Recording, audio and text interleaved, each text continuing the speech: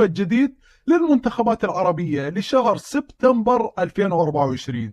نبدأ بالبداية من المتصدر المنتخب المغربي الذي يحافظ على مركزه بالمرتبة 14 عالميا. فالأول عربيا عندنا أسود الأطلس في منافسة المنتخبات الكبرى على العالم، بل يتفوق على جميع المنتخبات الآسيوية والإفريقية.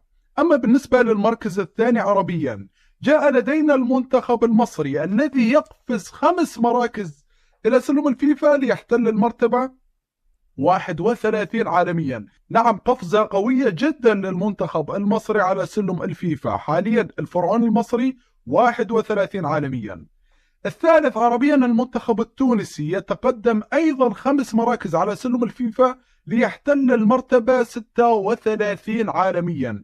أيضا نسور قرطاج، يعني عم نشوف تطور وتقدم كبير في سلم الفيفا الدولي، وهذا الأمر أكيد يعني مفيد لجميع المنتخبات العربية لمنافسة المنتخبات العالمية على سلم الفيفا. الرابع عربيا المنتخب الجزائري أيضا يتقدم 5 مراكز ليحتل المرتبة 41 عالميا. أكيد بعد نتائج المنتخبات العربية الإيجابية بتصفية كأس الأمم الإفريقية وانتصارها على منتخبات مهمة، حاليا عم نشوف تقدم بتصنيف الفيفا لرباعي المنتخبات العربية من قارة إفريقيا: المغرب، مصر، تونس، الجزائر. أما بالنسبة للخامس سنتجه للمنتخبات العربية الآسيوية. الخامس عربيا المنتخب القطري يتراجع 10 مراكز على سلم الفيفا ليحتل المرتبة 44 عالميا. أكيد تراجع يعني عادل للمنتخب القطري، لأن قطر خسر الأولى بتصفية كأس العالم أمام الإمارات وعلى أرضه وما بين جماهيره ب3 أهداف مقابل هدف واحد.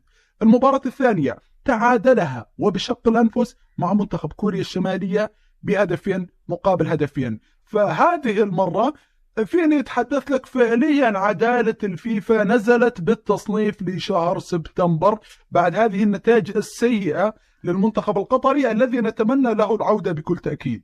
أما بالنسبة للسادس عربيا، المنتخب العراقي يحافظ على المرتبة 55 عالميا بعد الفوز على عمان 1-0 والتعادل مع الكويت بدون أهداف. لم يتقدم المنتخب العراقي بتصنيف الفيفا الدولي، فحاليا عم نشوف المنتخب العراقي بالمرتبة السادسة عربيا.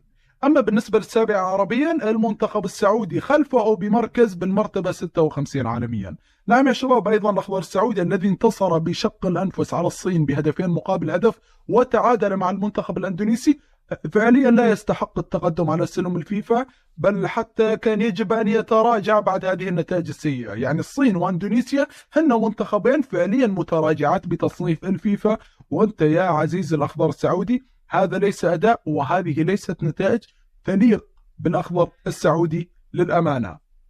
أما بالنسبة للثامن عربيا، المنتخب الأردني 66 عالميا يتقدم مركزين بعدما أن كان 68 عالميا. نعم، المنتخب الأردني الذي تعادل مع الكويت ب1-0 وانتصر الثاني على المنتخب الفلسطيني ب3 أهداف مقابل هدف واحد ومتصدرا حاليا للمجموعة الثانية بالتصفية الآسيوية المؤهلة إلى كأس العالم.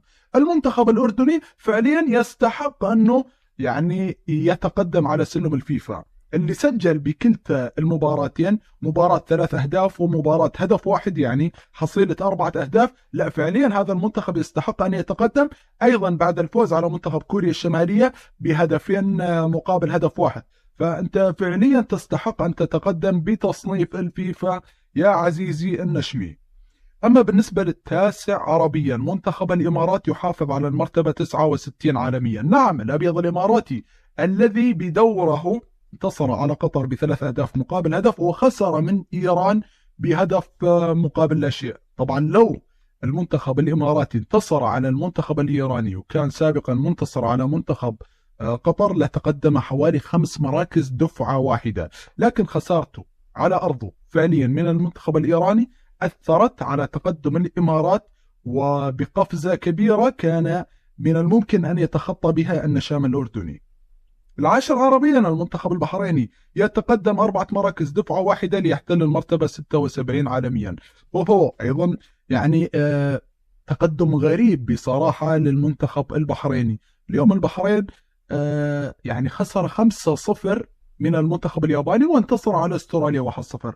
تقريبا يعني تقدم بالنقاط. يعني عندما نتحدث عن المراتب 70 وما خلف، يعني راح يكون هنالك تغيير يعني بعامل تصنيف الفيفا بشكل كبير. فخسارة الأردن لم تخسره العديد من النقاط، بالمقابل فوزه على استراليا خلاه يكسب بعض النقاط لحتى يتقدم بتصنيف الفيفا ليحتل المرتبة 76 عالميا.